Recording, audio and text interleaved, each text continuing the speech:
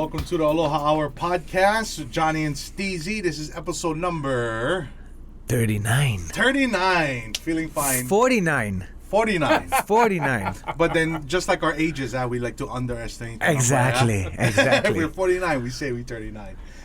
Do us a favor real quick before we get things rocking and rolling. Give us a like, share, subscribe. Please spread the word, guys. We're here sharing Aloha with some amazing people and making dreams come true one day at a time every time we show up. And Johny, all right. I think this is your dream come true right now, bro. Hell yeah. I'm going to make a quick introduction for our guest of today. He doesn't need any introduction, but for those who need, here it goes. He is a professional skateboarder and a living legend. He helped shape skateboarding to what it is today and paved the way for others. He invented multiple tricks, shapes of boards, and was a trendsetter and innovator in the sport. He's a playable character in the super popular video game Tony Hawk.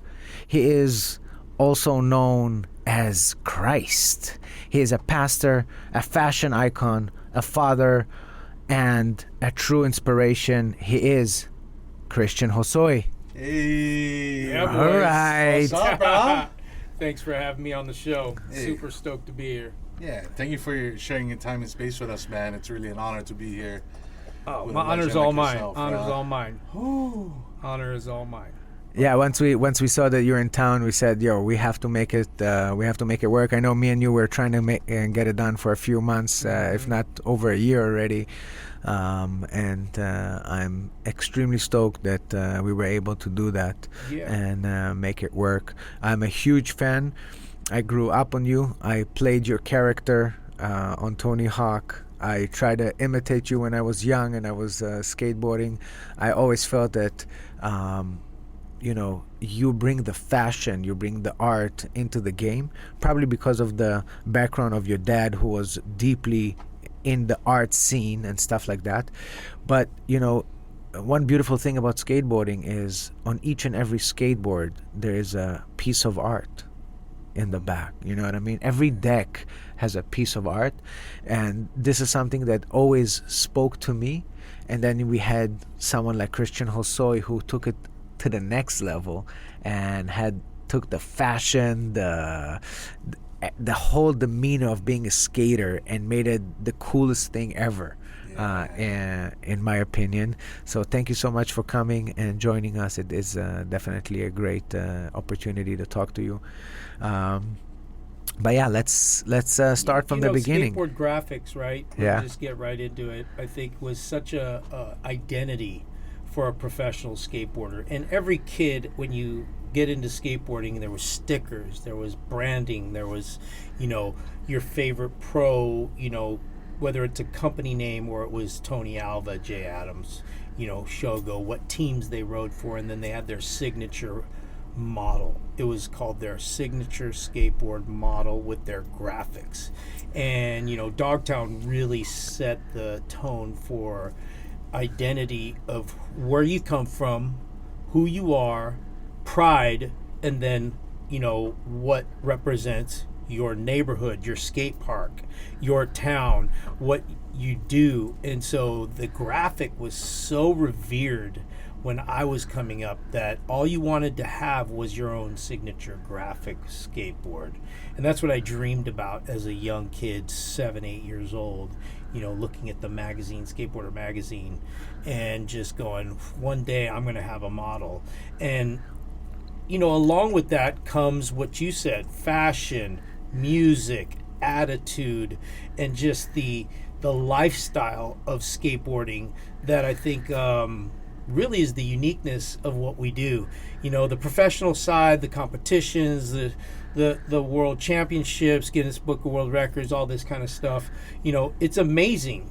But I think that the heart and soul of it is why we do it, why we love it so much. And we started out that way because of guys like Jay Adams, who didn't care about all that stuff. He just did it because he loved it.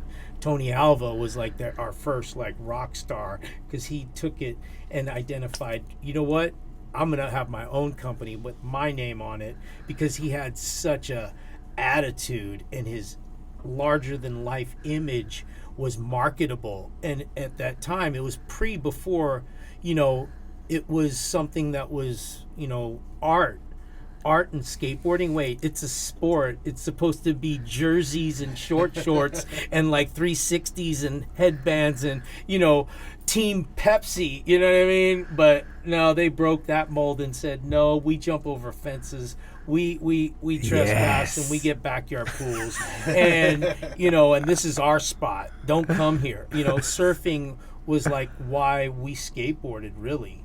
The roots of it. My dad surfed in the 50s, when he was a kid here on North Shore, when he was in high school.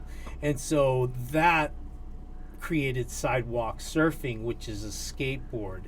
People did it with metal wheels, like whatever, in a park, but when it was cool was when the surfing aspect to skateboarding came into play, when the urethane wheel came out, and it was just like such an evolution of what was possible on a skateboard that really wasn't just a few years before because of clay wheels and metal wheels.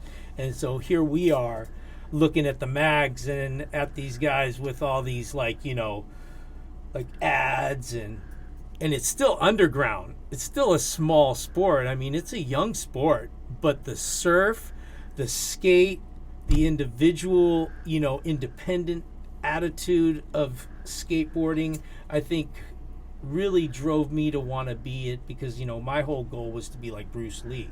I wanted to be a martial artist. I wanted to be in the movies. I wanted to kick everyone's butt and smile and clown them. You know what I mean? And when I found skateboarding, because my dad was a surfer, artist in LA, grew up in LA, Venice Beach, it was just an easy acceptance on what was cool, and skateboarding was cool. These guys, they made it cool. It was girls. It was like, basically it's like surfing on land. Yeah. You know what I mean? And I mean, if I wasn't a martial artist, I was going to be a surfer. Yeah. But when skateboarding came in, I was like, I'm going to be a martial artist surfer on a skateboard. Bruh. Let's go. Shirt off. And just, whoop everyone's butt, but do it with class, do it with respect, because you grow up in these cultures of surfing and skateboarding, and you learn respect quick. Mm-hmm. And that's what kind of like the streets will teach you. That's why skateboarding is so gritty. Most skateboarders are tough and come from difficult backgrounds because they fight. You know what I mean? They're survivors. Mm-hmm. They're not going to quit when they get hurt. They're going to fight out of their situation to get to where they want to be. And that type of persistence, determination, commitment, loyalty comes from difficult places. It doesn't come from here on a silver platter, take it or leave it. Mm-hmm. Most people just I don't need to do that. Yeah. You know what? It wasn't a need. It was a mandatory have to, because we have something to, live and die for. You know what I mean? It was like your neighborhood. That's why gangs are so attractive to those kids that are rejected or they're, left outside. Because there's a romantic side to it that you belong, and then they love each other, and your family doesn't even do that.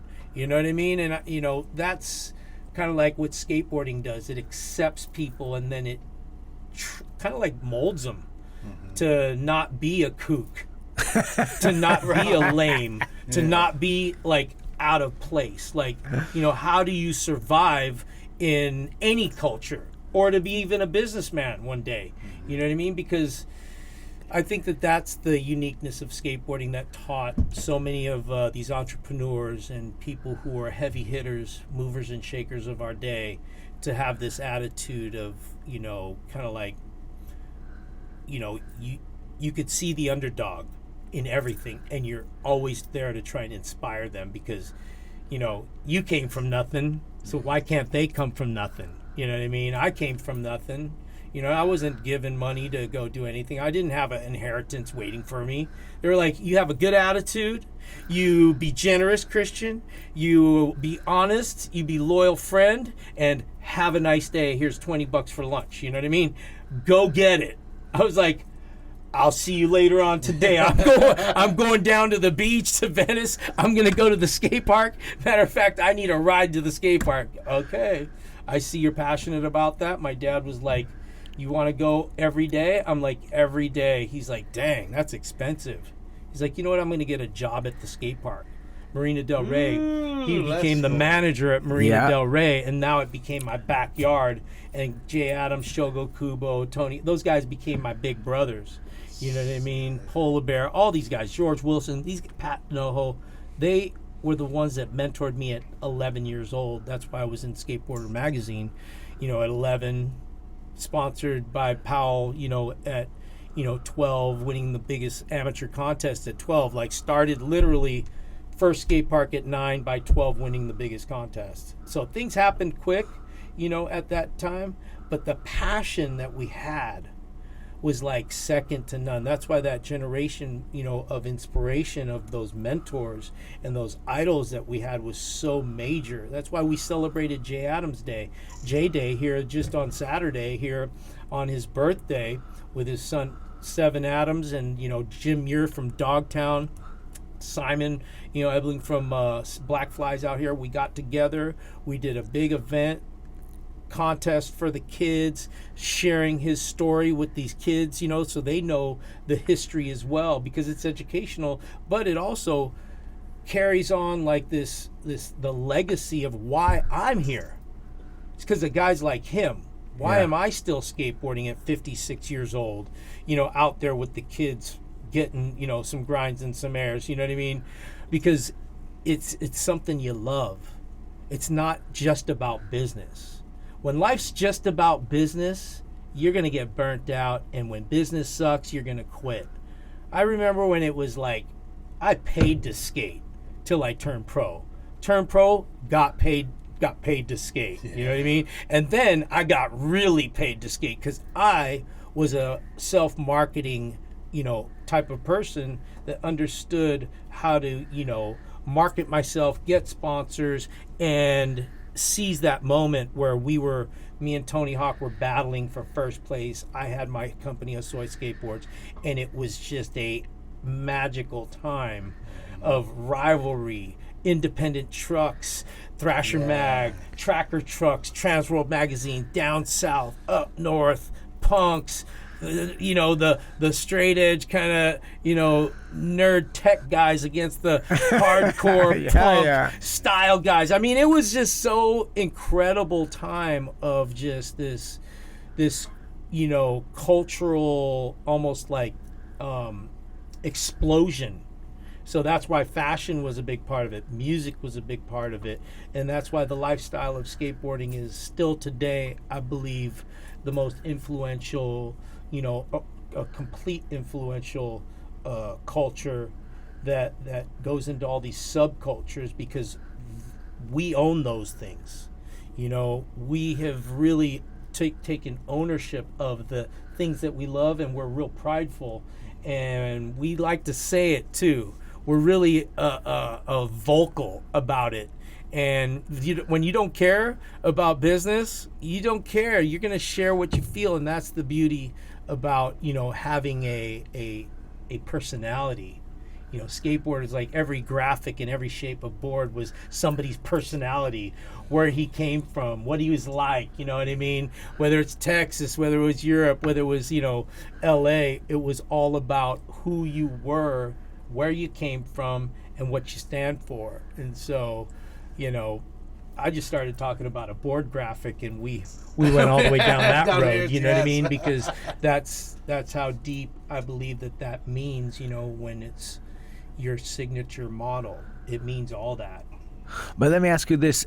Do you think that growing up, being 11 years old, but being with Jay and all of them, and they're much older and they're already like established skaters, do you think you got a fast track instead of living life as an 11-year-old? You got fast tracked into being teenager already? Yeah, I think there is an element of peer pressure, you know what I mean? Because I grew up in a day where, parents were never around, you know what I mean? Kids at the skate park.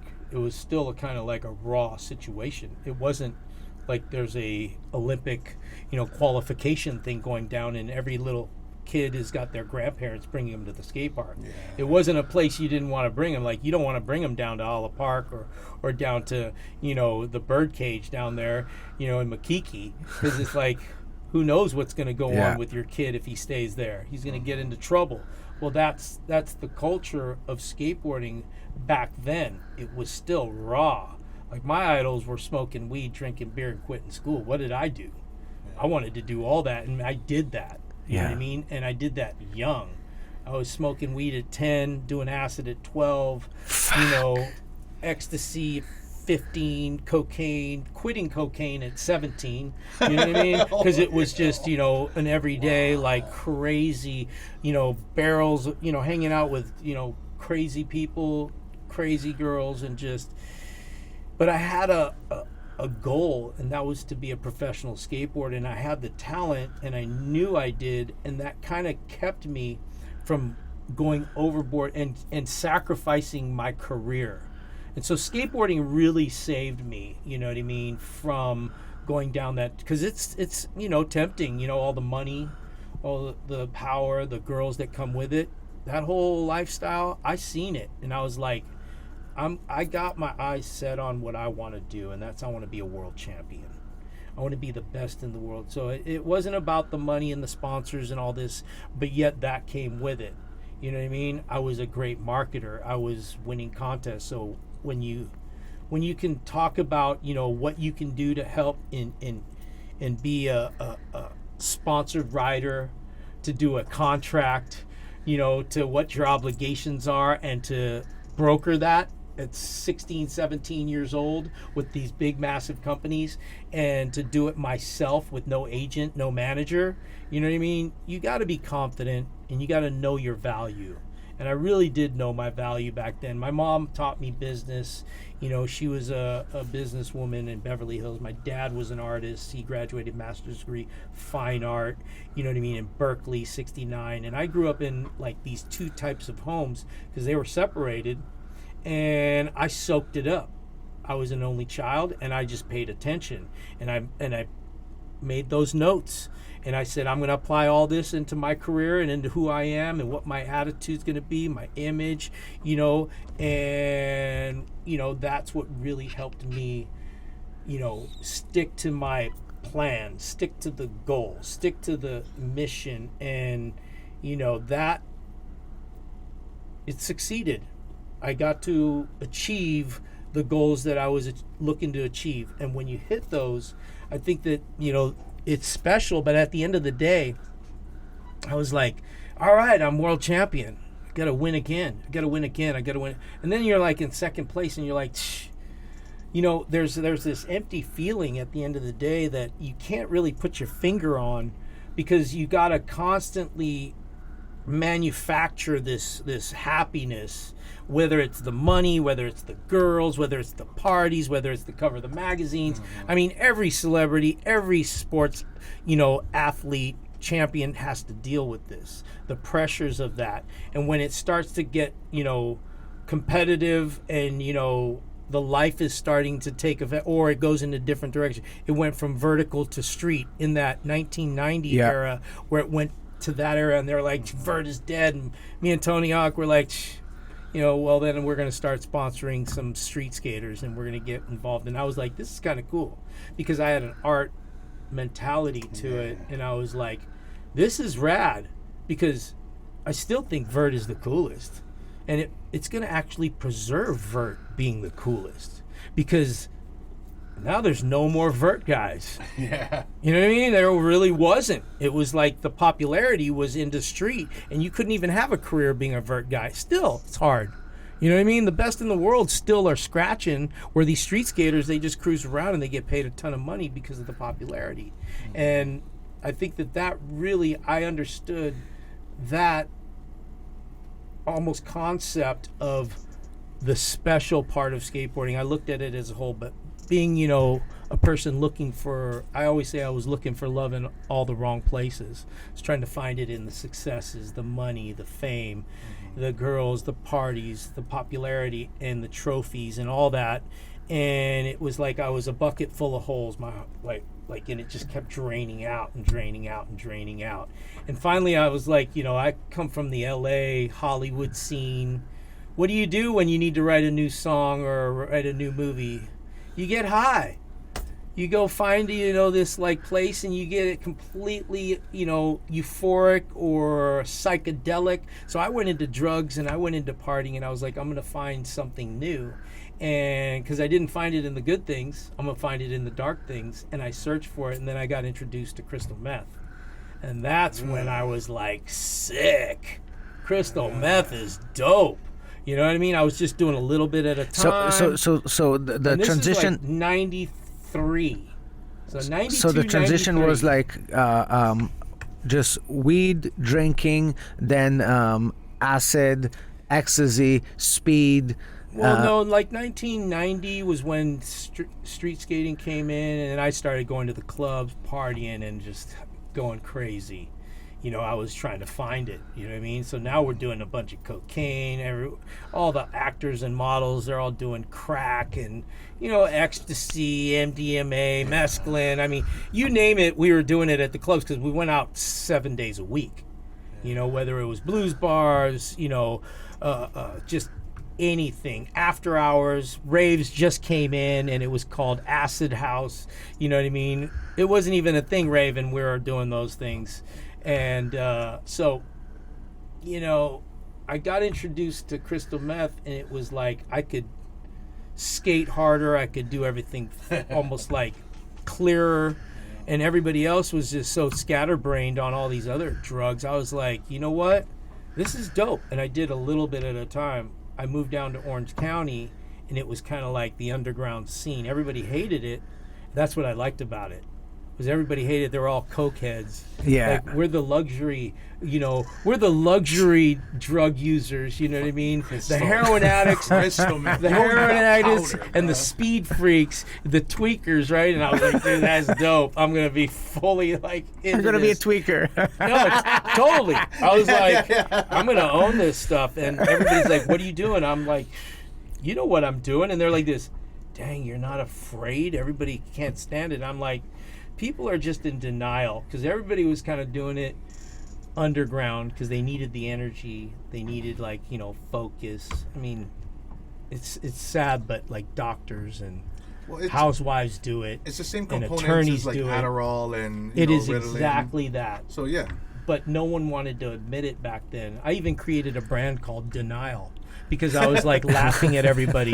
Called Denial. I had stickers, shirts made, and everything because everybody was in denial. And I was like, this is sick, but it didn't affect my brain like it did a lot of people. Like I saw a lot of people just get, frazzled out. That's like one of the biggest issues in Hawaii ever since. Like it's a pen epidemic, whatever. I don't know what the word is for it, but it's been a big disease in our island. Oh yeah, for it's sad decades. to see. People on the streets because I was there with these people when they were normal, and then I saw them deteriorate. I've seen friends of mine come and try to help, get me off of the drugs, and next thing you know, they're hanging out doing the drugs with me, and then I'm like, bro, you can't do this drug. Damn. Because you are tweaked. Yeah. You need a donut, and you need some water, and you need some sleep. Yeah, because you are just sitting there withering away. I mean, this isn't something to be proud of, but my dad, at a young age said, if you're going to use drugs, you need to use them correctly, and you don't want to abuse it. So you need to take care of yourself. You need to eat food. You need to stay hydrated. Yep. You can't get or else you could die. Yeah. And I always took care of myself during that time, which prolonged my drug use, which I'm not happy about because I wish I was one of those guys that didn't drink a thing and I looked sucked up and next thing you know, I'm like passed out and I need to go to the hospital, so I've quit.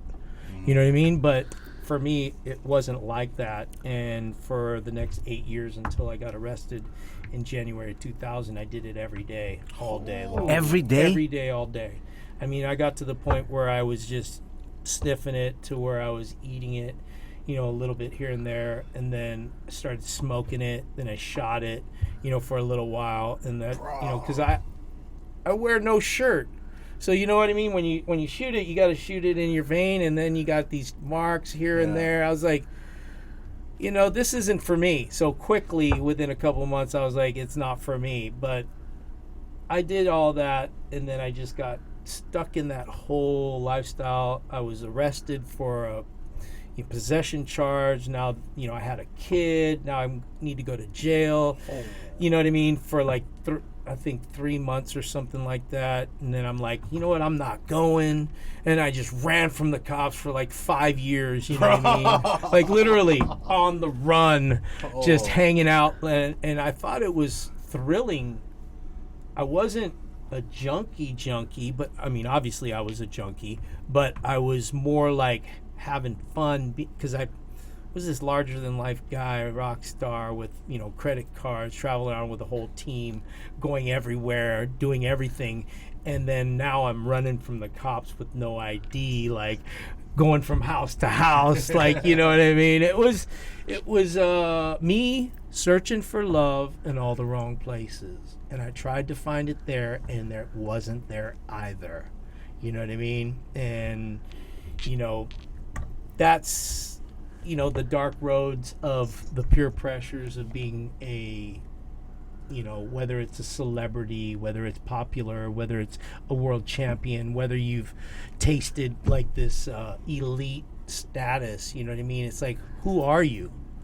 What is your identity? I had no idea. I was like, I'm Christian Hosoi, the inventor of the rocket air and the Christ air and the hammerhead.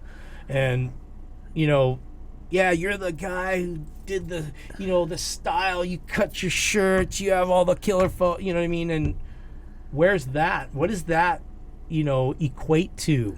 You know what I mean? Does that facilitate joy in your life that's, what I call eternal? Because I never, thought about eternity other than if you're a good person, I thought you'd go to heaven. I just thought that, you know what I mean? I didn't know there was, my name's Christian, my nickname Christ. I invented the Christ there in like 85. Yeah. Cover of Thrasher was Christ on the cover, 85. And I never read a Bible, never went to church, never prayed before my meals. My parents didn't raise me like that. You know what I mean? So I just thought karma and being a good person was your ticket to eternity, if there was one.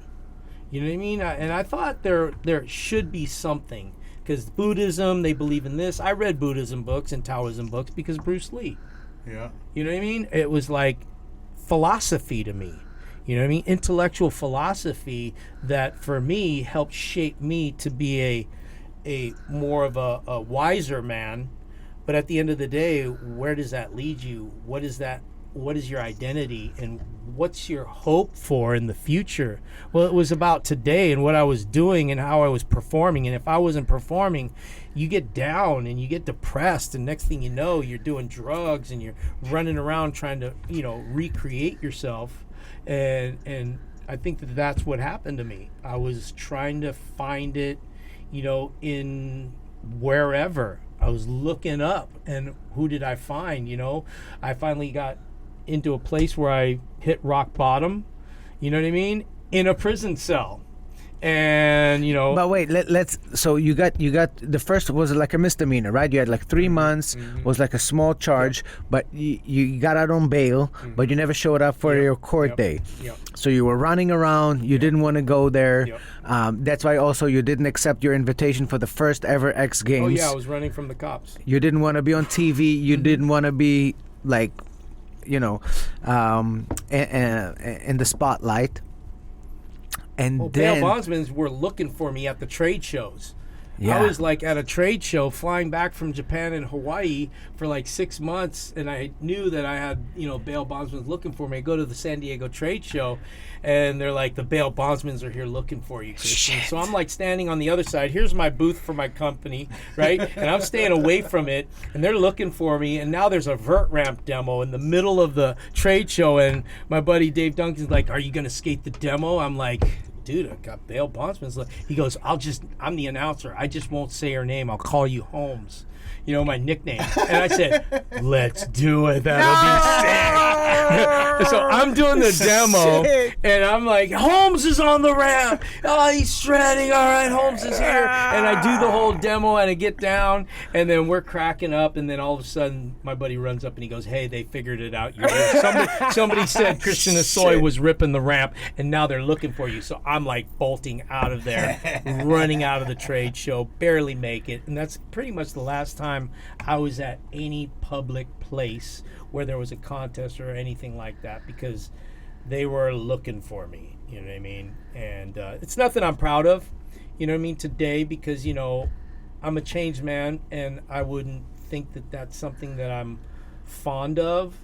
But back then it was like I didn't know who I was. I was trying to find it, you know what I mean? And sometimes, you know, we go and we break the rules, and we do things that were just, you know, out of the box for us. That's way out of the box for Christian Hosoi. Where I came from, my parents, the friends that I had, the things that I did, it was like so strange almost. But, you know, that's where I was looking.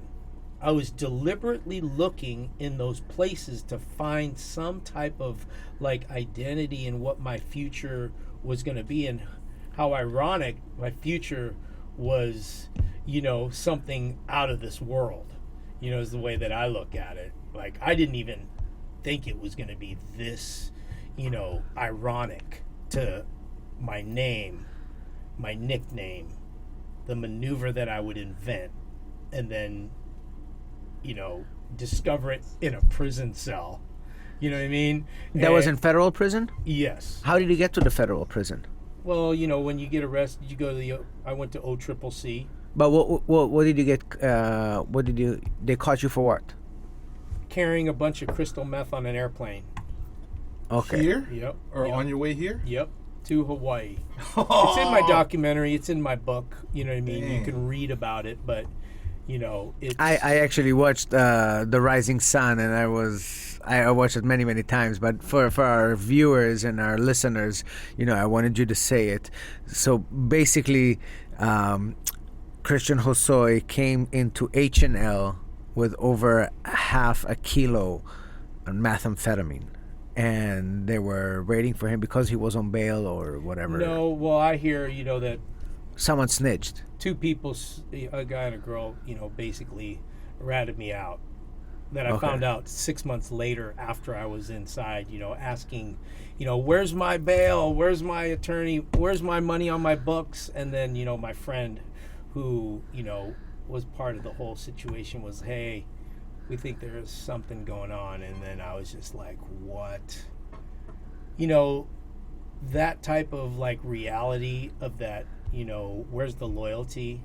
You know what I mean? It really did, you know, but I've already read the Bible. First day I got there, I opened up a Bible, and then I went in straight into a Bible study with a lady at OCCC, this lady Rose, who did a Bible study every Sunday with the guys, right?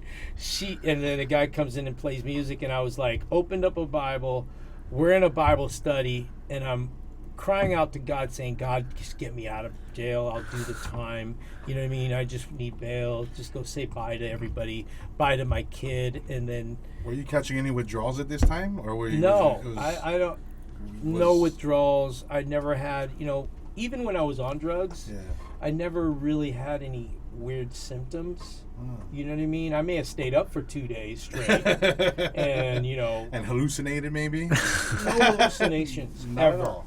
Like, I had none of that. Like, my mind was super strong. When I did acid or mushrooms, I didn't see anything melt. I didn't see anything. PCP, we did PCP, so much PCP, and, like, skate demos. And, like, it just felt weird. It didn't look weird. I didn't have, like, the tree talking to me. Or the house or the building, like, you know, melting. Walking, you know what I mean? It never... And my friends all had that. Yeah. And I was like...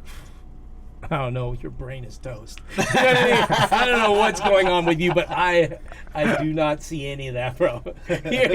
You need to calm down. It's okay. Drink some water, eat some food. Yeah. You need a bagel and cream cheese, and you need a nap. but you know, that's where, you know, I finally ran out of, you know, the ability to get myself out. You know, Christian Hosoi could talk myself out of anything. I had so many connections because of who I was that, you know, I was in the drug world and in the dope dealer world. You know, everyone had kids, they all skated, and they wanted me to come over and they'd give me free drugs to hang out with their kids, give them boards. So it was just this easy life. I mean, I did that in the club scene. I did that in all those scenes. You know, when Did weed people was recognize- illegal, like the weed was illegal back in the day. Yeah. I mean, it was gnarly. I'd be like, my friend deals all the weed. You want some weed? All right, give me some weed. Here's the deal. You know what I mean? Yeah. It wasn't hard for me to understand that, but, you know, being an influencer now, how I know that I was influencing people and kids, I really set kind of like an image for people to follow in those, like what Tony, Alva, and Jay Adams did for me. You know what I mean? So after I converted to Christ and now I'm a believer, and I'm like, wait, there's an opportunity to shed light on eternity now, because it's not about being a good person. You know what I mean? It's about understanding who God is and what he's done for us on the cross and why we have eternal life. Outside of that, I think that's where Christianity is like, oh, you got to be this good, you know, Christian to be accepted into heaven. No, there's nothing that we can do to, you know, earn salvation. It's only what Jesus did for us on the cross, that he died for us. And once that happens and we have that revelation, is when the byproduct of our lives says, I totally believe that. Then we start to become this, say, servant, this person who shares a good Samaritan when you know, don't want to do drugs anymore. Not because it's a good thing, because I want to honor God and say how much I love him back. And, you know, wait, I could give people hope. I went from a dope dealer to now, what, a hope dealer? You know what I mean? Like to me, that's like, I'm getting chicken skin right now, because that's my opportunity that I realized that I had because of the powerful, you know, influence that I had prior to Christ. Now I can like just be a role model and a mentor and an example to this generation, that you could still be cool, you could still be kind of rock starish, but you don't have to have all the peer pressure that, you know, comes with that kills so many rock stars, kills so many talented people. So many of my friends died because they didn't have control over it, and then it killed them. And they're gone. They don't have another chance. And so for me, that, you know, my second chance, you know, I'm 24 years sober and clean this January 23rd. 24. 24 years. Nothing. Sober and clean. Nothing. Just And- water. Yeah, just water. And a lot of coffee. And donuts. Hey, so you were saying your parents were not religious, though? Not mom, not dad? No. No. Like, you know, my dad kind of like was, you know, in the art world, so he read the Bible. He painted biblical stuff, you know what I mean? But didn't, like, you know, wasn't a follower of Christ, but knew it. Because it was, you know, his education. Yeah. Right? He was a straight A student, grew up, you know, he was a student, a studier, read tons of, so he's so smart. My mother went to, I think it was a Catholic school. And so when I said, hey, Mom, I called her from prison. I'm like, hey, guess what? You know that Jesus is alive and he loves you? And she was like, what?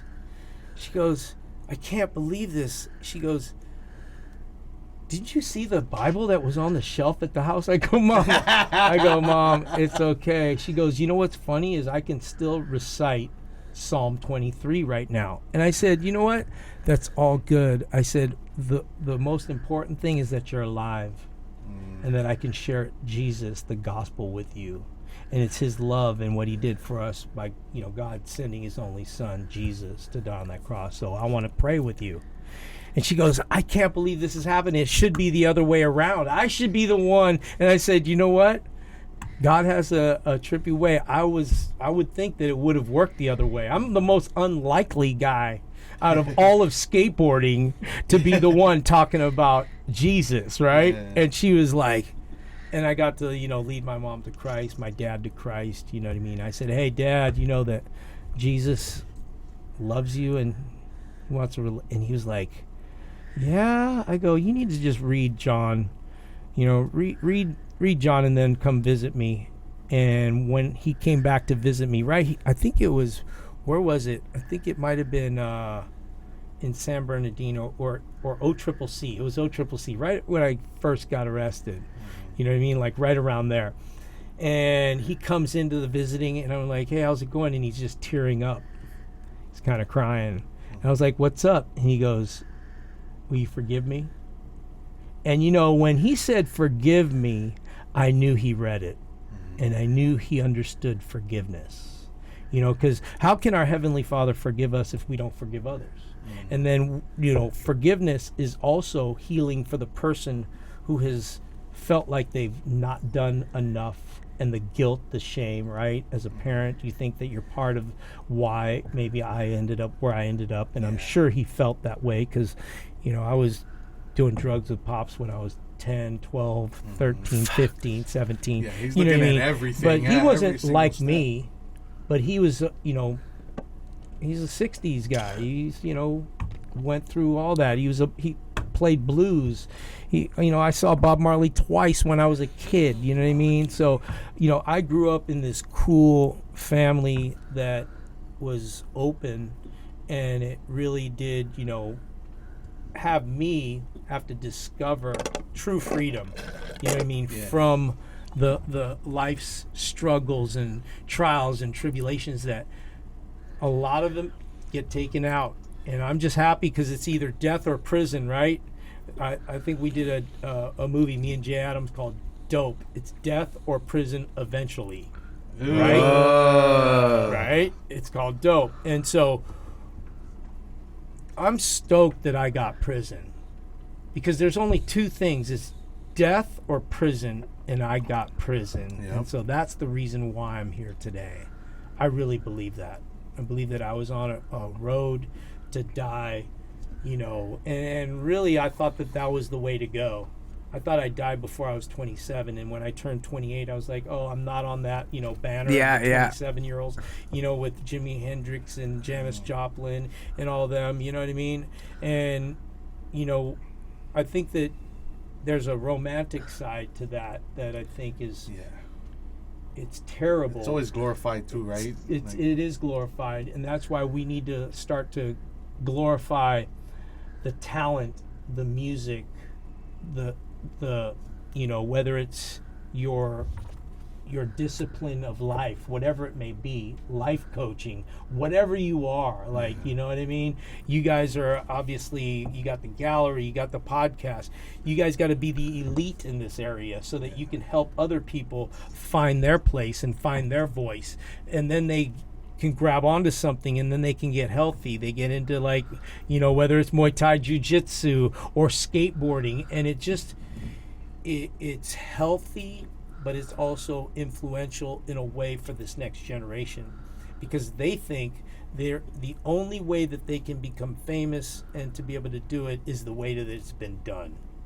And the people who own that industry, own that marketplace, they profit off of people's destruction of their lives, you know what I mean? And skateboarding is like that. Companies support kids that are like drunks and party and doing drugs, and they're popular, so they just market that, which is terrible. But they're business people.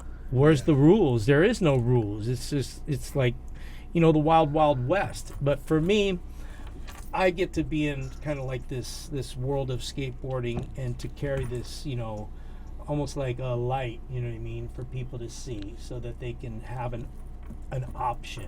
Amen. You know what I mean? Because, that light in darkness, right, will shine bright. And when I'm sitting here, on a podcast, and I get to share my testimony like this a little bit in a way that's just raw and real. You know what I mean? Because I can preach a sermon at a church, and I can share my testimony, and I could go, do a crusade. But then now, how do you speak to people straight, clearly? How do I go to the backyard pool session, or to the contest, or to like a demo, or to an art show, and just be real? Well, you just got to be real. Yeah. I come from a world where you're either real or you're not. You know what I mean? That's why I just talk. I don't sit here and like have like a full-on, pamphlet that says, an outline of what I'm like. I like it to be organic. Yeah. You know what I mean?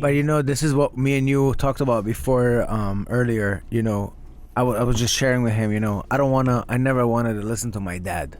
When my dad told me stuff, I didn't want to listen to my dad because my dad was a yes sayer. He went by the rules. He always, abide by the rules, and he just went.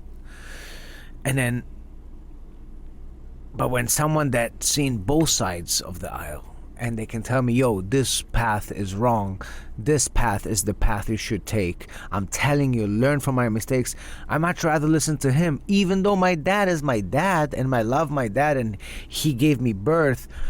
I cannot, as a kid, it's harder for you to listen to your dad, telling you stuff, because, dad, you don't know nothing, you know what I mean? Yeah. But when you hear it from fucking someone that's seen both sides, seen the highs and lows, and chose deliberately, because he could have gone anyway, he could have gone, continue, get out of jail, and fucking continue the craziness. But you chose, and so now when you come and you share with our listeners and our viewers your point of view, it's much more relatable. It's even more tremendous too, especially about your story, is, you've had this, what a lot of kids will still say a cool life, right? You did all the crazy partying and this and that. And the interesting thing is, at this point in your life, you can literally you can tell people, like, ask so-and-so what it's like at the end of the road. And they can't, because they're gone. You know what I'm saying? Like, you were able to survive and thrive through it and see the light. I think that's more, with you, especially talking to young people who love the culture, who love skateboarding, who just want to be cool and exist, and try to fight those peer pressures is crazy, Yeah, experience is like your validation. Do I want to, go through drug addiction to have this, ability to talk about it? No. Do you want to experience prison, so that I could talk about it? You don't sign up for that. Yeah. It just organically happens, and I think that's the beautiful side of like blessings in disguises. Yeah. You know what I mean? That you realize your darkest times become your gold. The very thing that taught you the most. Like I say that, I've learned the most in my most difficult, times of life. But I've been taught that concept since I was young through my dad and my mom. You know what I mean? In these little snippets of like, Christian, if you fall down, pick something up. If you're, gonna go through something, figure it out and adjust, adapt, and, figure out how to get better. My mom's boss, when I first started my company at 17, and then it kind of like faded out because of this bad business deal, he goes, oh, that's good, because you know what? You're truly never successful unless you succeed and fail 3 times. And I had my first one, and I was like, dang, that's some good information right there. I said, now I'm not afraid to fail. Yeah. Because something I need to learn in that will make you truly a professional at business. It's not always going to be because it just worked out. It's because you were able to overcome difficulty. And I think that's what, people need to hear today more than ever. That's why podcasts are amazing, because people want to know the difficult side to being a professional skateboarder, a popular, a musician, or an actor, whatever it may be. They want to know, what did you do when life got tough? You know what I mean? And that to me is so much that's the education side that this world and these kids need to hear, because all they hear is like, it's all gravy, it's all roses, everything's, gonna be awesome, do this and you're going to get this. They don't realize that, it's not always like that. And when they're prepared for something like that, because they've heard a testimony, they heard a story, they listened to a podcast, or they followed like their favorite skater, and I just happen to be one of them, right? They go, wow, okay, he did this and he overcame by doing that. He went through something that normally people don't come back from. Yeah. So if he can do it, I can come back from whatever I'm going through, because what I'm going through is nothing compared to that. Word. And so that's why sharing, your hardships, is so important, to be transparent and to be, open and honest, and of course you have to heal from your wounds. You have to understand the process of how you made those decisions, what caused you to make those decisions, and then what changed your life, and then what is your life like now after it's changed. That's what a testimony is. How I share my conversion with Jesus. It's like, what was life before Christ? How did you accept Christ in your life? And then what is life like now with Christ? You know what I mean? That's the three parts to a testimony that I think everyone needs to hear, about whoever it is they're looking up to, whatever book they're reading, whatever movie they're watching, whatever the one that you're like, just like me, it's Bruce Lee. Like, all I can think of is Bruce Lee, and I'm taking all the good and leaving out all the bad. But then you look at his life, and he got murdered. He's like, went through difficult times. There was racism. It was like he had to overcome some serious stuff. And as you see the movies and you see the stories, and I read the books, and I was like, that's a warrior right there. That's somebody who's not only great, but had to deal with adversity, and he powered through, and he talked about it, and he became my role model for that type of commitment to what I do. You know what I mean? And that's how I kept fighting, was thinking of people like him.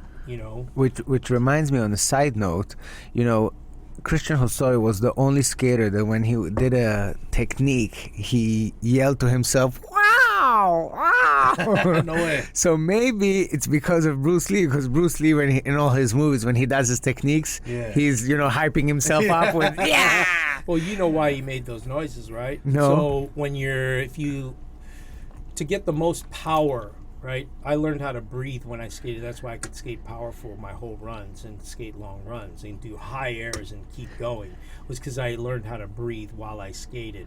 And so when you're blowing out is when you have your most power, not breathing in. So when you want the most power, it's like you yell. And it's like you get the power. That's why he goes, and you're like, why is he yelling?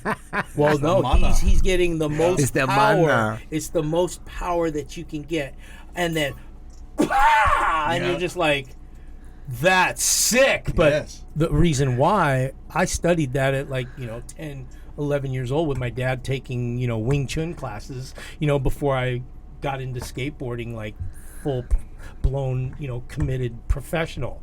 It was like, these are the things that I thought about, and applied to skateboarding.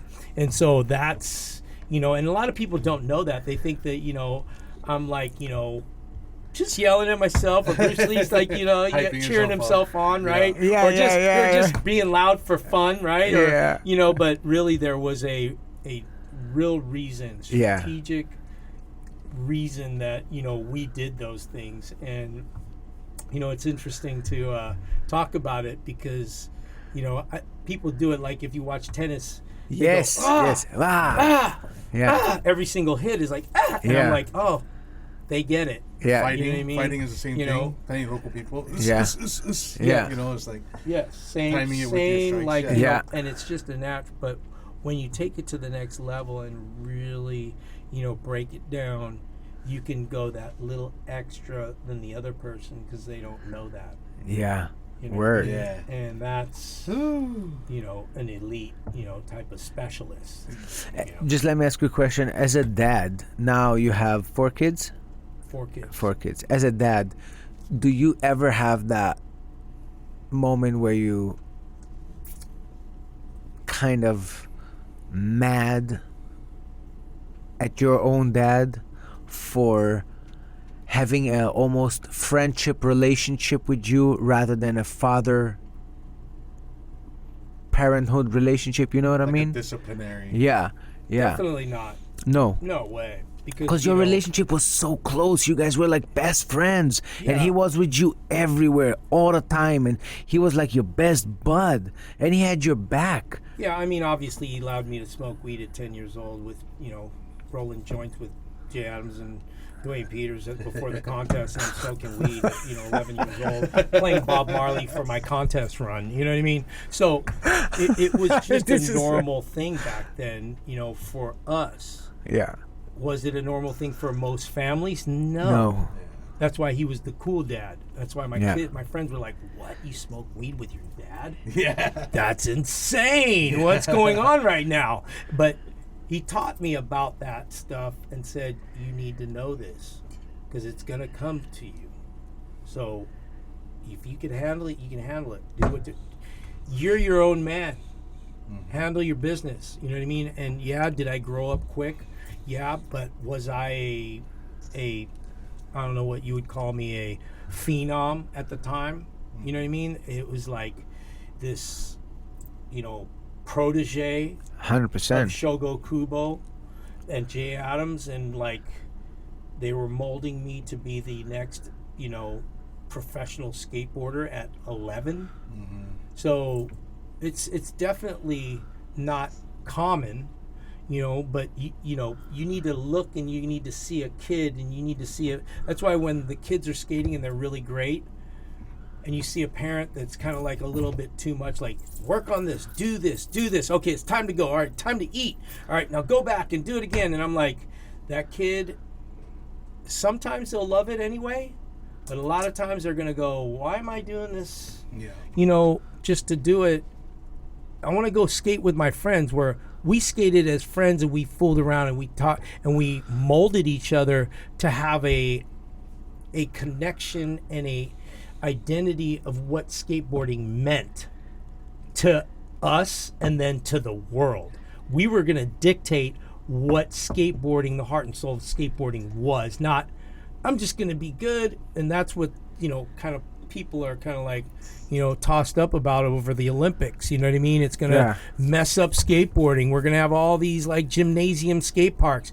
You know what? Yeah, there's going to be, and it's just going to make the cool side of skateboarding cooler. Yeah. Because how does that change me? Doesn't change me. Matter of fact, I'm going to change that. Every one of those kids that came in and want to be an Olympic athlete, they're going to look over and they're going to go, there's something about that guy, and what they do is like the hardcore heart and soul of what I'm doing here. And then, you know, we're going to teach that to this, you know, generation. Yeah. You know what I mean? It's crazy because you can't quantify swagger, right? Like when for our street skaters and whatnot, like swagger is just like when you got the juice, you got the juice, and you can't like score that. It's just like, damn, that's dope as heck, man. Like, But they do get points for style. They do get points for style. One of the things that, for example, Christian was like so known for is for his style. You know? yeah. Like they people nowadays, they really appreciate, and even in the Olympics, there's a category of style. You know, if you land the trick in a style, you know, if you fucking has this swag, yeah, you get points for it nowadays. Yeah, it's interesting, man. They get it now. It's kind of like art. I always envisioned it like moving art. You know, when I grew up with my friends who did a lot of like skating and whatnot, the way they showed me that they saw the world was when they would look at something, they would see, okay, I can hit that, I can hit that, I can hit that. We just hang out at the spot for hours while they practice their discipline, which is one of the most amazing things I think skateboarders have, is their absolute obsession with one particular trick. They could sit there for an hour until they land all day. All day. Yeah, it's like, I gotta hit this, that's a great word for it. It's an obsession because you're gonna fall, you're gonna get hurt, you're not gonna stop until you get, and that teaches you perseverance, that teaches you to not quit, that teaches you how to fall down and get back up, dust yourself off, have a good attitude about it, and to achieve something, to accomplish something. And when you do, there's this relief, but also a sign of achievement that carries on into your everyday life. Whether it's, you know, school, whether it's your job, whether it's being a parent, whether it's whatever it may be, you know what I mean? That type of like lesson that you learned in that, and it's a hidden gem of a lesson because you didn't know you were learning that. It's an obsession that turns into a lesson that you went to that class and you didn't even know you were in class. You know what I mean? You didn't even know you were in class. You know what I mean? That's why I love, you know, MMA, you know, jiu-jitsu, because, you know, any martial arts, because kids come in there with a bad attitude, disrespectful. Next thing you know, they're learning respect. Because this is how you treat this place. It is sacred. This is how you have a good attitude. You need to be respectful to your other man. And then they go, whoa, and immediately they get it. And next thing you know, that kid has a respectful attitude outside of the gym. And next thing you know, that's why the school of hard knocks was the street for us. Venice Beach. You come down there and you get checked, you know, really quickly. You get regulated, and it's either you're going to line up and get in line or you're going to get lost. You know what I mean? You can't hang out. That's how you know, vetted everybody. But it taught all these kids how to not be, you know, disrespectful, to get in trouble, to go down a dark road. You know, obviously, you know, there's a lot of, you know, mischief that goes on in that culture. But at the end of the day, you know, as a dad, you don't want your kid to grow up and be a gangbanger. You don't want him to grow up and be a drug dealer. But it ends up happening because there's nothing going on. And that's why we need to have an opportunity for these kids to look at what their talents are and have cool lifestyles for them to choose from. If there's nothing cool to choose from, that's why skateboarding is so dope. It's like, it's cool. Kids are like, all right, I'm going to give up being a gangster. I need to do something cool. Skateboarding? That's pretty cool.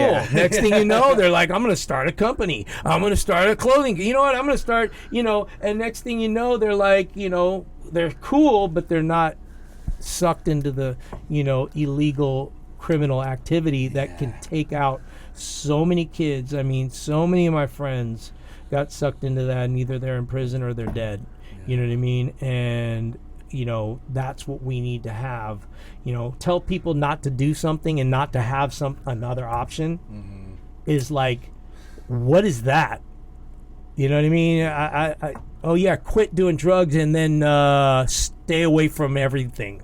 Like, you know what I mean? Don't go anywhere. Don't see anybody. Don't hang out. If there's anything anywhere, just close your eyes and keep it moving. You know what? That's so whack. You know what I mean? Work. You need to be strong on the inside so that the outside cooperates with what your new intentions are. And now, if you want to be sober like me, 24 years, and you want to inspire people, I go to bars and I go to clubs and I go to places where it's just, you know, all that's there, and I'm hanging out, and they're going like, "Whoa, all right, you want to drink? You want to smoke?" I'm like, "No." They're like, "What? What are you doing here?" You know what I mean? Like they kind of think it's out of, you know, it's strange that you're in a place where, aren't you tempted? Aren't you like going to be, you know, tempted? And I'm like, no. I go, I'm here to give people like hope that you could still be here and not have to participate in something that can actually kill you or have your family taken away from you or get a DUI or get into a fight or, you know, whatever it may be. And all that goes with it every single night. Every single night we went out, all that happened every night. Because that's just part of, like, you know, partying and using and getting drunk. It's going to happen. You know what I mean? And that's the culture. And so to be there, to just be able to, like, you know, be a light, you know what I mean? I take advantage of all that. And, you know, then you become, you know, it used to be the peer pressure. You know, I was the peer pressure to get people into using drugs, smoking weed, you know, and now I'm the peer pressure for people who are like going, wait, man, everything's, oh my gosh, can you pray for me? And I'm like, yeah, I'll pray for you. How do you do it? You know what I mean? Now I'm not peer pressuring somebody, but it's a opportunity and a way for them to still be cool, who they are, and not have to, do things that'll destroy your life. The game any different to you from back when you were young to the kids now with the kind of pressures? Because I noticed like a lot of them they have a different things they have to face as opposed to us when we were growing up. Our peer pressures and whatnot came from person to person activities. It came from hanging out in whatever groups we were, what locations we were. A lot of it occurs on here now. You know what I mean? With social medias, that different kinds of feelings and such. Like, do you see any encounter any differences? Very different, because back then we had to grow up really quickly. Nowadays, you have parents involved, kids live at home. Like we tried to get out of the house first thing. We wanted a car and we wanted to go. Kids now are like, I don't need, my mom will give me a ride, or you know what I mean? And they live at home and they live for free, and they're making, $100,000 a year because, they're still immature because they haven't experienced street life. Mm-hmm. They're sitting there on a phone, like living in a kind of like a digital, like, online world, and it's they can sit there and be entertained, but at the end of the day, they're getting all this information, but they're not experiencing what that, say, particular thing that they're looking at took to get there. Yeah. And so they want that result of what highlight. It is, but not the journey to get there. Yeah. So then they go outside and go, I want that. Then they go, whoa, I can't see going from here to here. Yeah. So it all becomes impossible. Word. Now it's difficult, but yet it's so almost like it's like a dream of theirs to not work, to be a YouTuber or to be an influencer or whatever it may be. But then now I think we've come full circle where these kids are getting smarter. Like my kids are, I'm very proud of my boys, because they were gamers. They were, those, phone kids. And I was like, figure it out. Usually this stuff's, going to eat your brain, and you're going to be like one of those kids that just sits inside. I was like, not going to happen. You need to go skate. You need to go do something. And then you get your game time. You want to play Fortnite, when they were little. You know what I mean? You need to learn a trick, go outside. If I could tell that you have a good attitude, play games for hours. I don't care. Because you know what? You're good. But if you're not good, that's definitely not going to help you get better. You know what I mean? These kids nowadays are just introverted and they just want to live in this this make-believe. And it's crushing those kids to actually be outgoing to start earlier. So now you have, people wanting to get married in their 30s and 40s because they want to sow their oats and have fun. Where for me, I'm like, man, get married young. You know what I mean? Have kids young, because you'll experience love like you've never experienced. But I'm talking from a heavenly perspective, like in like a deeper love, like, a godly love, sacredness of marriage and things that, I never knew before. I was never going to get married. I was going to have 10, wives, 10 girls and, 20 kids, like Bob Marley or anybody like that. That's how I thought I was going to be. Literally. I didn't even think about it. It was just normal. You know what I mean? And now I really believe in loyalty. I believe in integrity. I believe in character and what your legacy is going to be like. What people will talk about you when you're gone, not just while you're alive. You know what I mean? Those are the things that I think about now that, I did think about them a little bit, but it was more like, I'm going to dominate. I'm going to be the best, and I'm going to be on, all my homies, and we're going to celebrate. This is our hood. This is where we come from. This is what we're about, you know what I mean? And it was like this camaraderie thing, a brotherhood that, I brought with me, my team, and skateboarding is the coolest thing on the planet. You know what I mean? You wish you were us, you know what I mean? And I still have those feelings, but at the end of the day, what's going to be remembered, and how people are going to be influenced by you is going to be how I'm a dad. You know what I mean? How I'm a businessman, what I did as a professional skateboarder, how I handled, drug addiction, prison, how I came out of it and have, turned my life around and now being sober for 24 years. How did that all happen? And I think that people need to hear that, especially Hawaii, you know what I mean? The batu, all the ma'a, all the drugs, the heroin that's, destroying, the people of this island. And it's so small, but there's so many gifted people, and the Aloha comes from Hawaii. And the ohana is here, and that is still in between all that. Yeah. Because there's those people that are constantly trying to salvage and preserve the roots and the culture of the island. And, guys like, Kala, who's now a waterman we were talking about, who was gnarly, a regulator in the beach, holding it down, became this amazing, man who is influencing people in a whole new way. And he wants to do that, and to me, that's, Hawaii. And that's how, we need to almost have a attitude that we can make a difference. If I don't see that I can make a difference, why would I do anything? I just might as well have fun and do what I do and then say good luck for everyone else. Yeah. I'm good. You know what I mean? But if we can have an opportunity to influence somebody's life, like doing this podcast with you guys, I was excited.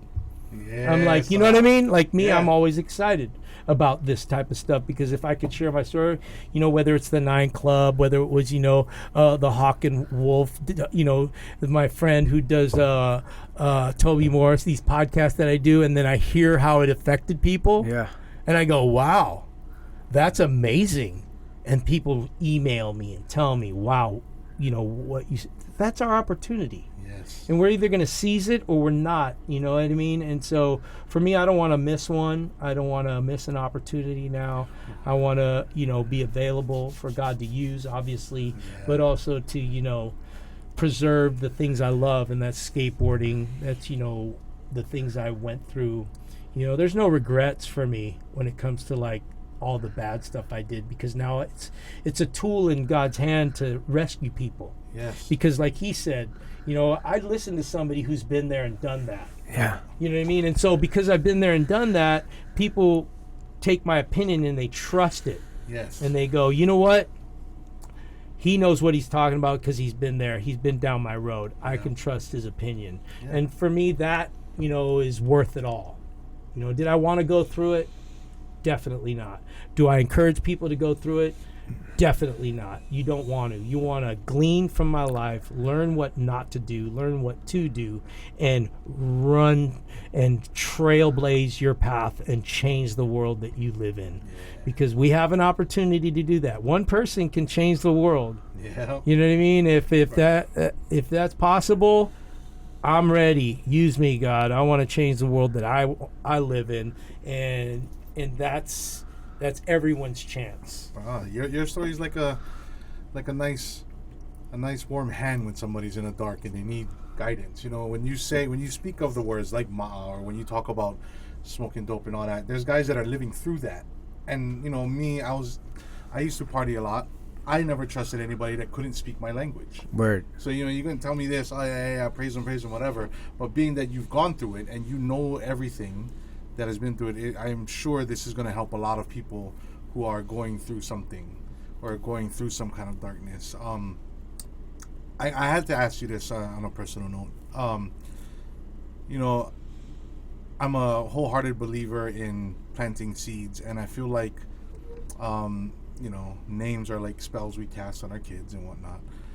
Did you ever get to hear from your parents how they came to your name? Like, how did they choose to... my dad was like, you know what, Christian, because of Christianity. My middle name's Rasha for Rosh Hashanah, Jewish.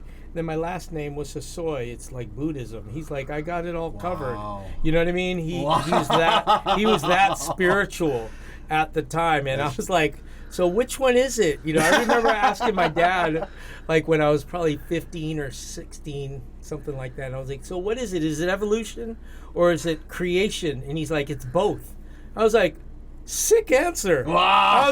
I was like, dope, let's go party. You know what I mean? You know what I mean? I just, it didn't really, dawn on me that there was this, because I didn't, was never told to read the Word of God. Because when you read the Word of God, you hear God's voice, and it's not a dead God. We serve a living God. Jesus is alive. He was resurrected. If you call yourself a Christian, you believe in the death, burial, and resurrection. That means that's the gospel. That's why we have eternal life, because he took the place, the death that we deserve, and he took the place on that cross by the shedding of his blood. We have the remission of sins, and that's it. You know what I mean? And so that was never told to me in a way that's just simple like that. Like, if I were to hear that back in my day, 25 years ago, because I got saved 24 years ago on January 23rd, I think it was a week later, like right now, I think, I'd be like, that's interesting. But if you're a preacher and you're telling me, like how they have been trying to, preach the gospel through generation and generation, through decade and decade, to people who are like, not so anti-God, but just wanting to be good, artistic people, thinking that, good behavior is the best you could do. You know what I mean? Like, and hell's going to be full of good people. That's the sad part about this, is that, there's going to be good people that think that their good works are going to, I thought that my good works were going to get me into heaven. That's why I was a good person. You know what I mean? I didn't steal because I thought that would be like almost like karma. Yeah. You know what I mean? But at the end of the day, after I read the Word, I knew that that's not what it is. It's what he did for us. And the byproduct is that my life will be changed, and I'll have the power to overcome and to be able to, the seed of the Word, you talked about seeds being planted, right? Mm-hmm. That seed of the Word that grows up in good soil, a heart that's good soil, not a hardened heart, not a bitter heart, not a unforgiving heart. That's why, we need to heal the hearts of people by sharing our stories, and to tell people you love them and you care about them, because they're hardened. They've been mistreated, abused. They've been, hurt, and by the church, by their parents, by the people that should have loved them. Mm-hmm. And then, we have an opportunity to come up and say, you care. And like me, I tell everybody on my social media, they're like, oh yeah, da da da. I go, I love you. You know what I mean? And they're like, I just kind of like almost cussed them out. Yeah. I'm like, you know what? Jesus loves you anyway. Mm-hmm. Whatever you think of me, doesn't matter. It's this, heaven is real. And Jesus loves you. You know what I mean? That's an opportunity that I see that might get my attention. So I do everything like I'm talking to the young Christian Hosoi that thinks he knows everything. Yeah. Traveled the world 10 times over, had hundreds of thousands of dollars, was VIP. You know what I mean? I thought I was like the coolest guy on the planet. And I, you were. In a sense, in the world standards, I still think, yeah, I was. And if that's all that the world has to offer, man, it's empty at the end of the day, because you've got to continually, manufacture this emotional feeling like you're good, and you just get tired and burnt out. It's like that bucket full of holes, until that love of God comes in. For me, that knew God loved me and that he wanted to have a plan for my life, and it was to be this new, Christian Hosoi. Christ that follows Christ. You know what I mean? Like the Christ era, the first Christ era was Jesus ascending to heaven as they looked up. And they're like, what are you looking at? The same way he left is the same way he's coming. Yeah. You know what I mean? The angels. And for me, it was just like, it's so bananas to me now that, I'm in love with Jesus, and I'm here to, preach the gospel and use my platform to hopefully get as many people saved and especially like delivered from drugs and addiction, and whether it's shame, guilt, hurt, pain, all that comes with the lifestyle, because I hurt my parents. You know what I mean? When I went in, they felt bad and they felt guilty, and I had to tell them, don't, I had to help them. It was my choice. I did that. Yeah, were you an influence, if you want to say so? Yeah, should he have been a dad instead of a best friend? Should my mom not have let me do things, that she allowed me to do, but just said, hey, you know what's right. You just need to do the right thing. Don't get out of control. Don't get carried away. And, at the end of the day, now I see the gold in that, but I also see, the perimeters kind of like off, and I had to find it. And obviously, look where I went. Yeah. I went all the way down a road to finally landing in a prison cell. But in that prison cell, I found freedom.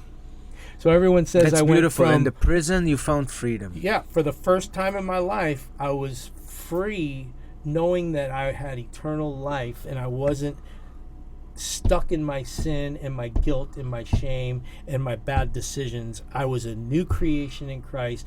It was no longer I who live, but it's Christ who lives in me. And the life I now live is for the Son of God who died for me, and I was looking at the Bible. I'm like, man, I feel so good. And they're like this, what? I go, I'm free, because the Bible says who the Son sets free is free. So I've read this, and my friends are like, man, you bumped your head, bro, because you're in prison. Look at those bars. And I go, so no, this is a different kind of freedom. I lived my whole life living in sin and death, on the standing on the edge of eternal separation from God. If anything would have happened to me, I would have went to hell. And so now I'm in a prison cell, and now I'm stepping into heaven. I was like, this is crazy.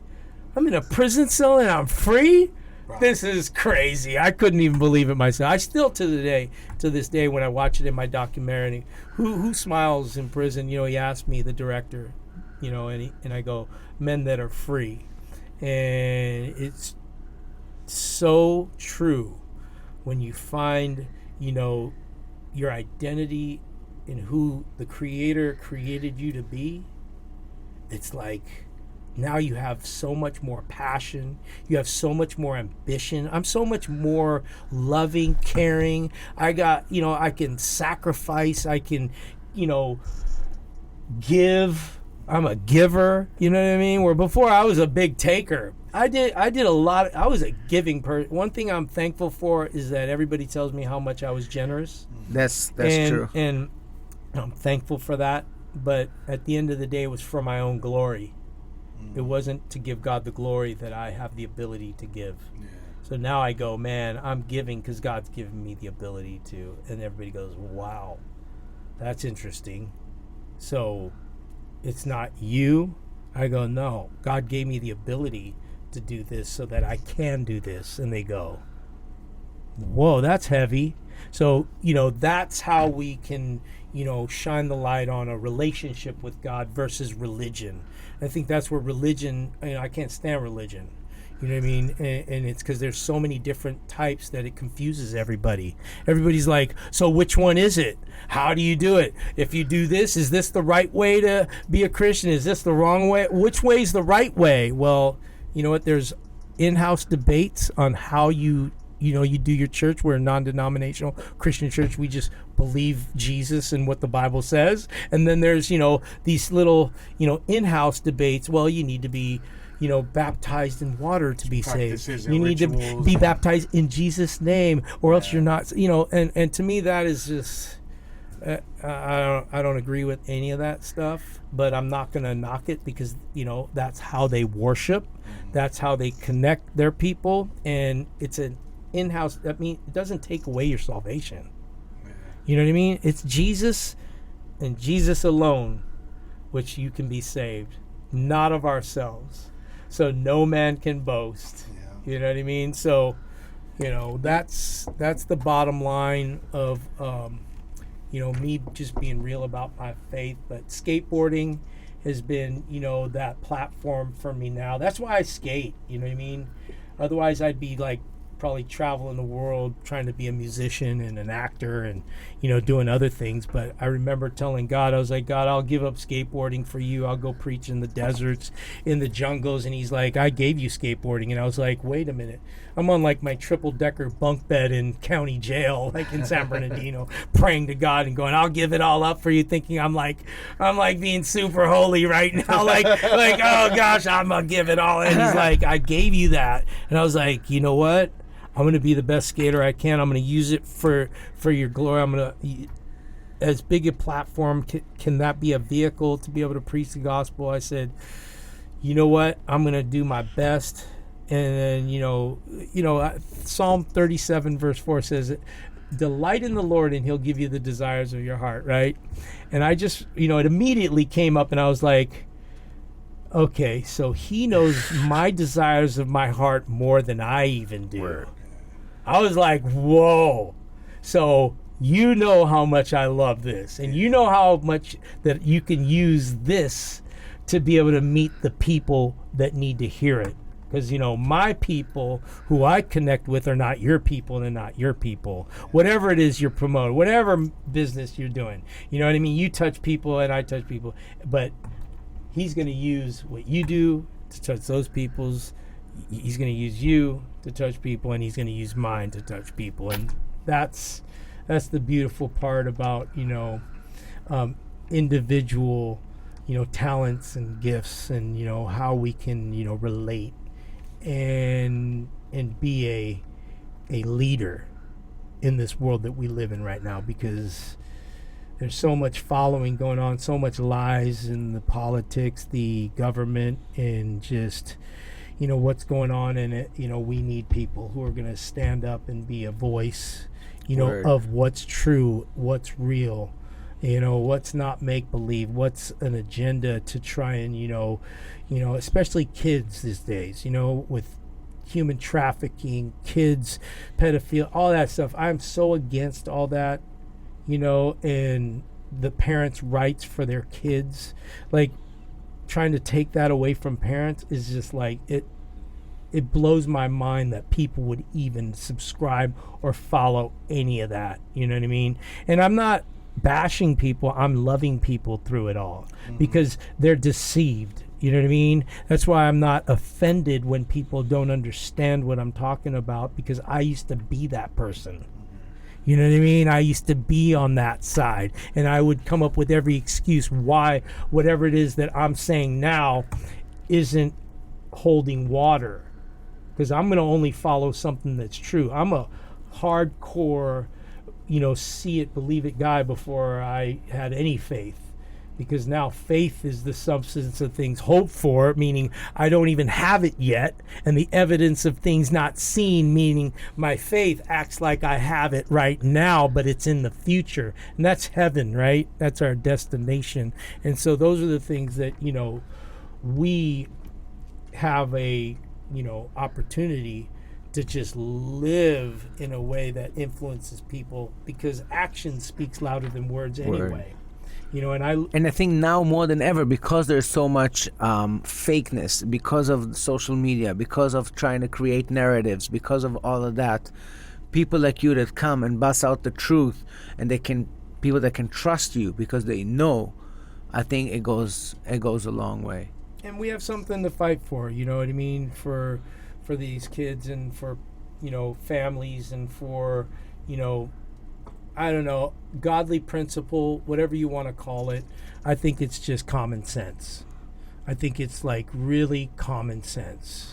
If you don't understand what's right and wrong when it comes to kids, and how governments are trying to push laws, I mean, we got a fucking tampon machine in a bathroom today, bro. Yes, in a men's bathroom. Like, I'm sorry, I don't know if this is what we're talking about, but this is what I'm talking about right now. There's a fucking men's bathroom with a tampon machine. Yep. And feminine products, bro. And excuse me, but this is just leading to all kinds of problems. I just foresee it. It's not the confusion that's the problem to me. What's the problem to me is that somewhere down the line, and this is just the way I see it, somewhere down the line, some poor wahine may not have the items in her bathroom. She may actually have to go to the men's bathroom to retrieve them. You're inviting poor wahines to be in vulnerable positions. And we all know how nasty men can be, how bad men can be. I mean, the wrath of man is ugly. And this is just, to me, when I seen that thing, I was like, bro, that is not a good thing to me. Like, why are we here? But I even don't go that far. I don't even go that far. Why would you put a female product in a male bathroom to do what? What are you trying to say? What? I mean, what are you trying? What is your point of view? Well, it's a political point of view that they're using to prove acceptance, prove tolerance, prove that, you know, we're open to whatever people think that they are. You know, kids go What to school should the guy do and they're with the called tampon? fuzzy. I don't know what fuzzy something. They act like animals, and you got to accept them. Cool. It's now a thing. You know, back in our day, it's like, wake up, you're not that. Word. You know, like, snap out of it. Snap out of it. You're losing your mind. You know what I mean? But even if you have the tampon, what you gonna do with it? But Where you now- gonna put but it? yeah, where's the now- logic in it? Yeah. But now, I mean, obviously, there's an agenda to it. It's Yeah. a political agenda. You know, it's a what I would say is the principalities and powers and rulers of darkness in the heavenlies fighting over people's souls on the planet. And so it goes way deeper than just governmental, but it's the people that are confused in the ideology of things that, you know, we have to just bring, like, clarity to it by living and looking like we have common sense. And then the people that are sitting there deceived by it are going to go like this, wait a minute, and they'll go like this, yeah, this is kind of like, you know, this is unhealthy thinking, you know. And then you tell them, you know, you don't go, you're jacked up, and like we used to do on the street, you're a kook, what's wrong with you? You know, and then you snap out of it because you can't hang out, and there's nowhere to go. You need to come down here. So you're going to snap out of it. You know what I mean? where now it's like they coddle those things, and then next thing you know, this whole new, you know, kind of like, you know, idea that you can choose your, you know, gender, that's a big deal right now with kids. Yeah. The whole thing with kids, if you're an adult, you know, I just love on people and say, you know what, don't get confused with who God created you to be. You were created male or you created female. It was for a reason. God created you. But that's not in their even thought because they don't believe in God. So I don't sit here and be offended that they don't believe in God. And wow, they sure are, you know, they don't get it. I go, I know you don't get it, but I love you anyway. And then they go like this, wow. And that'll break through. That's how you teal the heart to get that seed of truth. Because Jesus says, I'm the way, the truth, and the life. And if we can somehow get those things in those, you know, those pathways of their life and what way it is, or the truth, or the lie, or the life and what their lifestyle's like, we have that opportunity.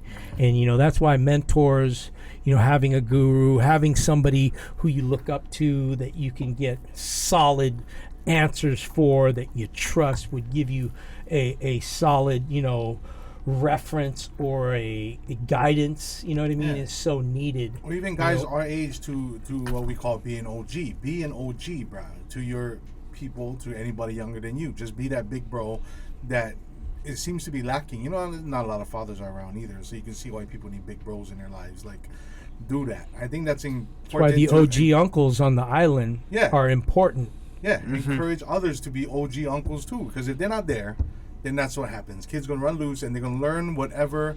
They're gonna be influenced by whatever influences them at that time. They're gonna learn the hard way, and it's not an easy road.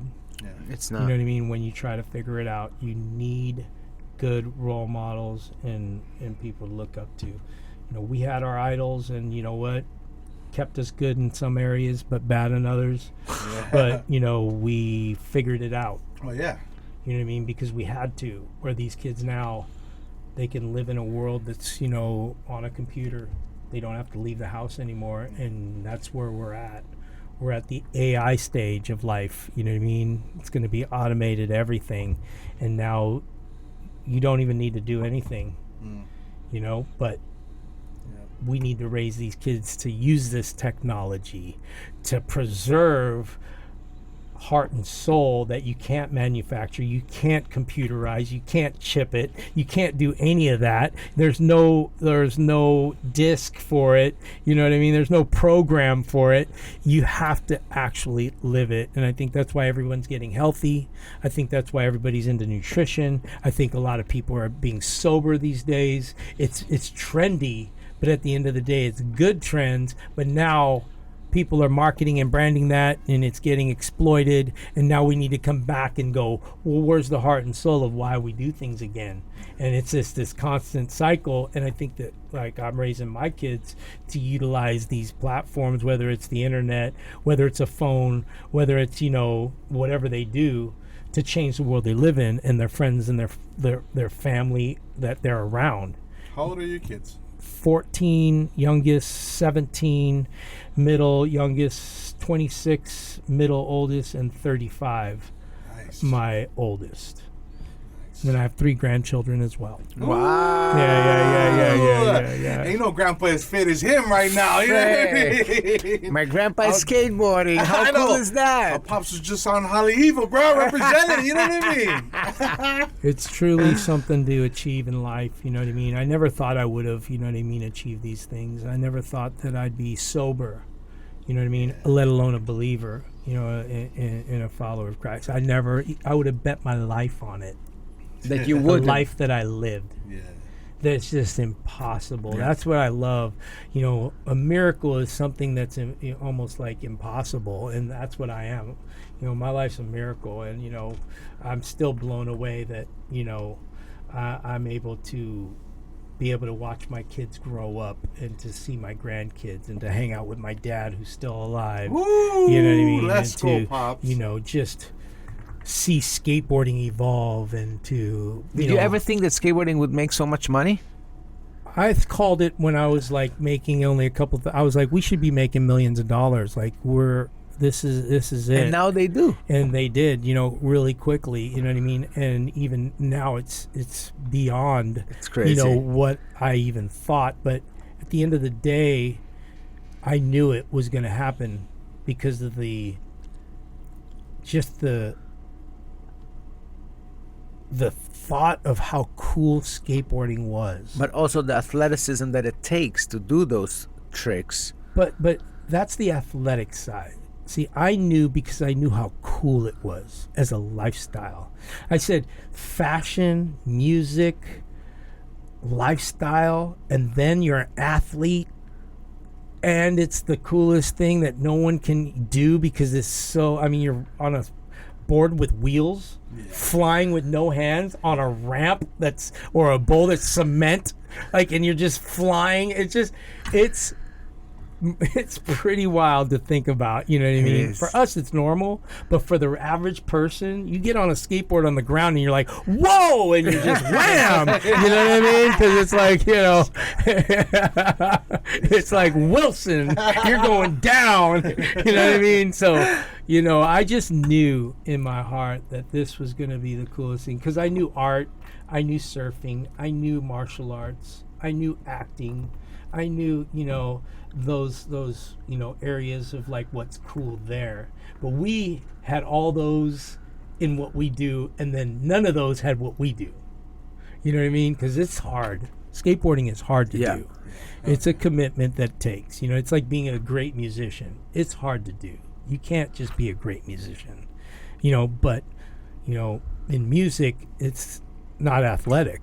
Yeah, you're not going to get hurt. And You're not going to then- break your leg. And then it's not like sponsors and like you're going out traveling and you got to go compete, you know, competition. And then when it was raw and, you know, underground, we were like doing, you know, stadiums and kids were coming and parents were like, what's going on with our kids? You know what I mean? They're crazy. And we're like, yeah, they're going to follow us. Well, and on that note, I want to, we have a little gift for you. We have a little award for you. This is something that we do over here at the Aloha Hour. We have the Hama Award for you. The Aloha Hour Hama Award for you. Because you is one hammer. Because you're one Hama. I appreciate And you had the that. hammerhead. That's The bronze. You know what I hammerhead. mean? Everything's just like Everything very is wrapped like, up, man. You know what I mean? Yeah, the Aloha Hour Hammerhead Award. Hey, let's go. All right. Yeah. And on that note, we want to make sure that we have a signed Hosoi board. Oh, I Now, love look it. at that. Look at that board. Love This it, is love the it. reproduction of the Picasso Hosoi board. We want you to I appreciate that. sign over here Yep. for the Aloha Hour. Killer. Look at that board. Look at that board. Yes. And I take this moment to shout out to Mary at Old Triple C, bruh. Crazy. Like, imagine one person, yeah? She's Rose. one entity. Rose. Rose. Kalamai, brother. Rose. yeah. Right? One person. She probably has no idea right now how much she helped this man and this success going forward. It is. Just off of doing what she does every day for the brothers in there. And I pray for all those people that were a powerful influence in my life. You know? That, have been that influential. That is a... There was this blessing, kid who wrote me a letter, one of my most memorable letters I ever got. I just got arrested, did like this interview in Thrasher, sharing my story of conversion to Christ, and I put my address in the mag.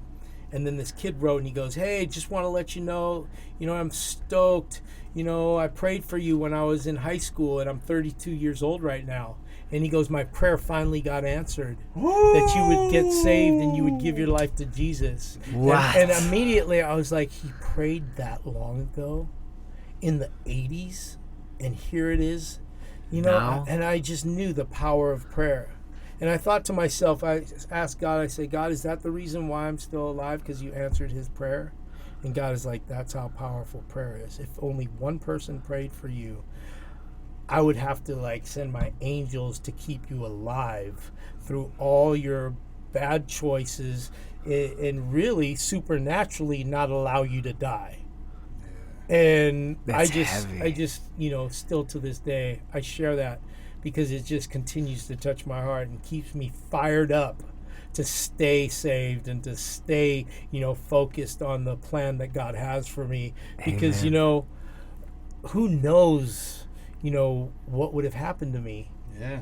But I could tell you, in my predictions, I would have went out like a ball of glory, bro. And it would have been straight, just wheels fell off, and just, man, he went out. He really went for it. Where'd he go? I have no idea. But he went, you know what I mean? In a ball of flames.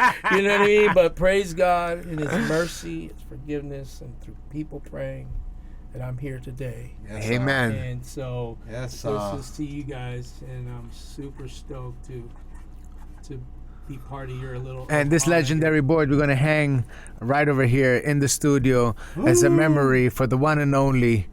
Wow. There it is. Oh, let's There go. it is. Thank you. There it There you is. Thank you.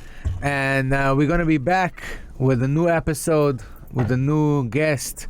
Our next guest, episode 50, Cedric Gates. Yes. So that should be a very fun one. Be sure to like, follow, subscribe. Check us out on Instagram at @Aloha_hour.